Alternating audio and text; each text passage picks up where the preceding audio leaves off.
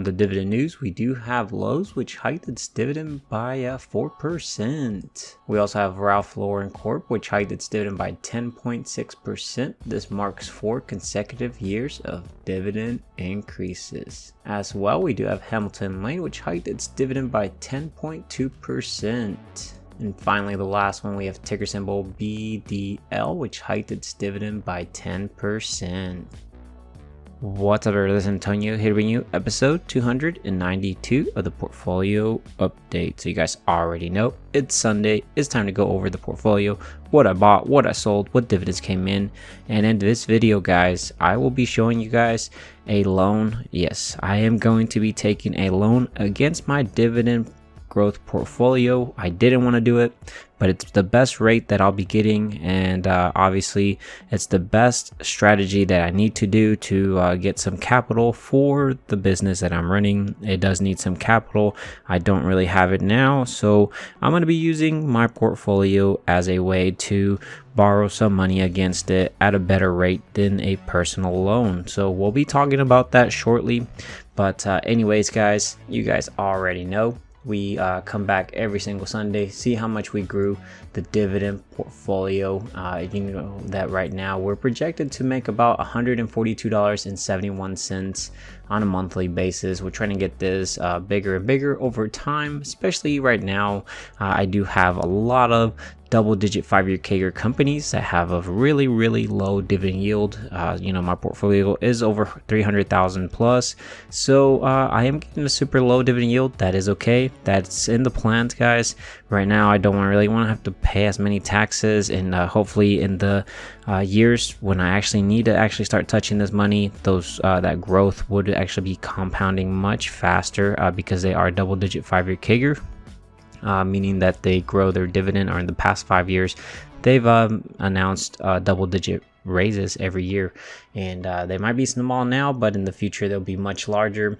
But guys, annual dividends still the same, as well as quarterly dividends the same, guys. I know I've seen some of the comments complaining about it, and I'm sorry. I have more important things that I need to address.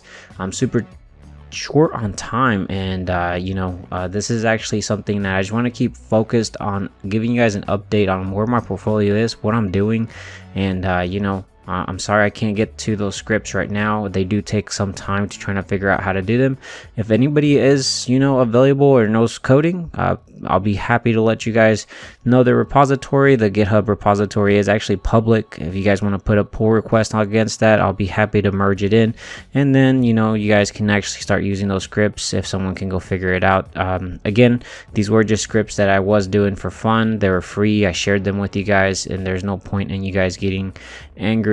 Some of you guys are upset about it, but I didn't charge anything for them, and I hope to actually get those fixed because I do use those, but you know, I have higher priorities right now than this right now. We do have options premium, which you know, I haven't been doing really options, which is actually going to tie back into that loan I'm going to be using against my portfolio, so I'll be shortly talking about that as well. Rate of return, this is all from last year, so it's a 5% here. And if I do show you though my goals, which they haven't really been updated, but I've been trying to stay mentally, I have my goals already set, and I'm trying to aim to try to always deposit $200 minimum every single week into the portfolio.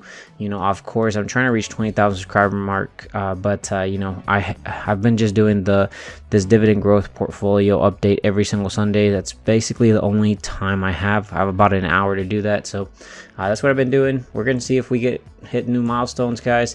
I've also been trying to get some time to go back and look at when I've hit these milestones, but you know, we're heading towards 400k now. We'll see how long that takes, guys. It'll be super awesome. I'm really enjoying seeing hitting these milestones, and we'll see what happens.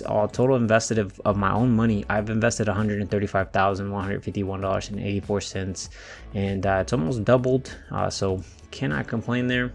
If I do show you guys here I'll go ahead and show you guys the actual portfolio so we can jump over there. As you'll see, the portfolio is at 310,000 well, I guess $310,000 and $786 with 15 cents. On the 3-month change, it's up about 10%, which is about 28,000. Guys, that April pullback, we kept buying, we kept dollar cost averaging, and now we're up in the green. We'll see what happens if it continues to do that.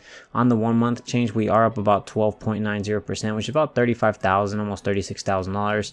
And guys, I'm super happy. We'll see where this ends up. We're going to continue dollar cost average, and eventually it will actually pay off in the long term, guys. Let me show you guys the plan I do plan to do. So one of the things here is I have about $310,000 valued in my portfolio.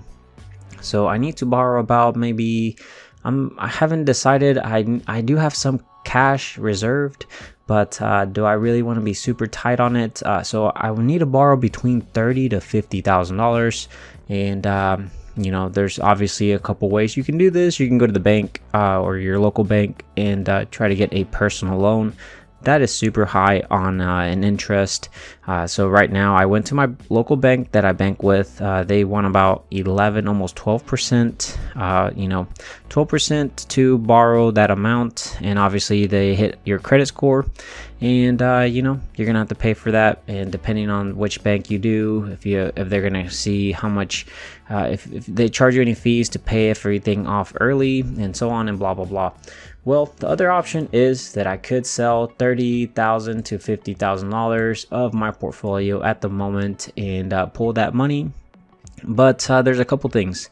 The first one is I've been trying to put money into this portfolio that I do not need to touch. Worst case scenario, I would, but last resort, right? So, you know, I'm trying to avoid touching this money about 10, 15, 20 years from now. So that is one thing. The second thing is that if I was to sell those $30,000 to $50,000, if we actually look at the positions here, you'll see that we're about $52,000, almost $53,000 in gains.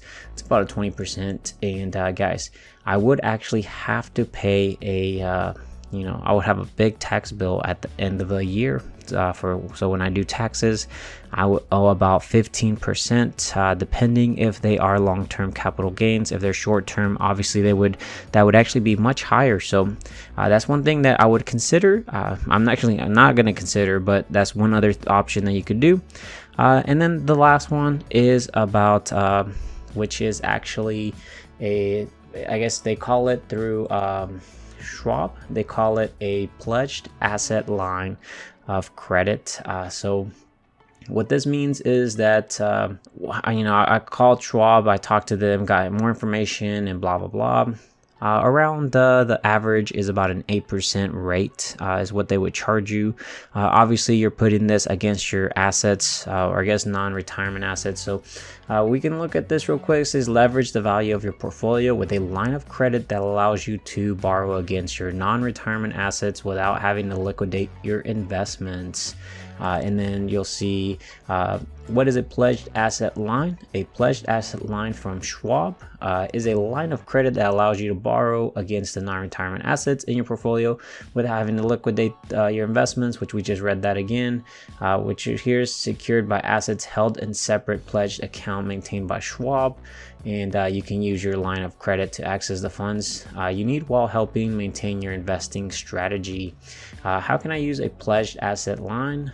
So this line of credit can be used for a wide range of financial needs: bridge funding for a new home renovations, a new business startup, tax payments, college tuitions, dream vacation. Obviously I would not be doing it against a dream vacation, but guys, there is actually a lot of you know, the 1%, they use strategies like these, especially for real estate. So they leverage their portfolio to borrow against their portfolio to be able to make a down payment or so on, to, you know, obviously grow their net worth in the long term. Obviously there is risks with this, but what I'm doing this is I am borrowing against this to put it more into my business that's actually been consuming a lot of my time. And yeah, that is what I'm going to be doing. We'll see how it goes. Obviously an 8% rate of, I guess, APR is, or APY is actually much better than my local bank local bank, which wants to charge me about 11 to 12%, or as well as selling out of my assets, which is about a 15%. That is if they're long-term capital gains. If they're short-term, then they would be way higher. So about an 8%, I would be really awesome with that. Obviously, the caveat with this part is that it is a variable APY, so that means it could fluctuate depending on what the Fed does and what the economy is. But you know, of course, I am going to be focused on trying to pay this down as quickly as possible. The other thing about this is that it actually does not allow you to do options. So if you do actually decide to do this with your portfolio, which I am planning to do this, I won't no longer be able to sell covered calls or cash secure puts or any type of options because they get changed to a different account, and we'll see what happens. Definitely follow my journey. I plan to try to do this, and guys, an 8% for me right now in this point of time is a lot better than the 15% and as well as a 12%, and I do plan to try to actually borrow that percentage. And the other thing about this is that it allows me to continue to see my portfolio continue to grow. As you guys can see, that it's worth way more. I don't want to sell because obviously I'm going to be pushing my retirement or my net worth to decrease much quicker. I know that I'm using that money for my startup, which obviously should in the long term benefit me. But right now, this is a portfolio that I don't want to touch. And while I borrow that money against it, I'm going to be allowing this portfolio to continue to grow. And then, we'll see how this journey goes. Definitely follow me along. Be sure to subscribe with that notification. Help me reach that 20,000 subscriber mark. We'll see how this loan goes, guys. Let me know if you guys have ever done the pledged credit line, and then what was your experience, if you guys would ever do this. And let me know if you didn't even know about this, because this is a pretty great ability to borrow money. Obviously it's kind of sucks borrowing money, but I have to grow this business I have, and I think in the long term it's going to pay off very well. But anyways, we'll look here, guys. Well, I guess I'll show you guys the positions. You'll see that, guys, we have Microsoft, Google, Meta, Amazon, Costco, Nvidia, Microsoft, Visa, Apple. We're all in the green on these. And then we have SCHD, which we're actually down. We're down about 4.51% on that. And we'll see what happens with these. I think they're going to continue to grow and grow. And I'm super happy for that. If we look at the gains, we are up on the $93,891.66 on gains. And then rate of return, that's a 45.68%. And then, guys, on the investment income, we do have about an average of $147.79 monthly in dividends, totaling about a year of estimated $1,773.48. And then we do have the transactions, which we weren't actually really busy that much. We have it to start from the 25th of May all the way till the 31st of May. And guys, I deposited $200 and then bought those $200 worth of Google at 172. So bought about 1.15 shares. I think long term is going to be paying off very, very well. Our future selves will thank us. And guys, let's go ahead and wrap up this video by seeing how much we grew the dividend snowball. So I'll see you guys over there at the dashboard. All right, guys, so we're at the dashboard. I have a copy of this already over here, so we can kind of see the difference. If I do show you over here to settings, we can go ahead and get rid of this. And let's go ahead and jump over to Empower to grab the latest version of my portfolio that contains all the purchases from this past week. So I'll see you guys over there. All right, guys, so we're at Empower on my Schwab account. Go ahead and click this green button called Copy Holdings. It copies the content of my portfolio into the clipboard. We can right click, paste special values only. And now we are good to go. If we go to Holdings, this is actually an old snapshot of my portfolio before the purchase from this week. So if we go to Portfolio Tools, Update for Holdings, this will get wiped. It'll parse out the new stuff. So let's go ahead and click on it, give it a second or two. And there it goes, guys. Everything is being auto calculated.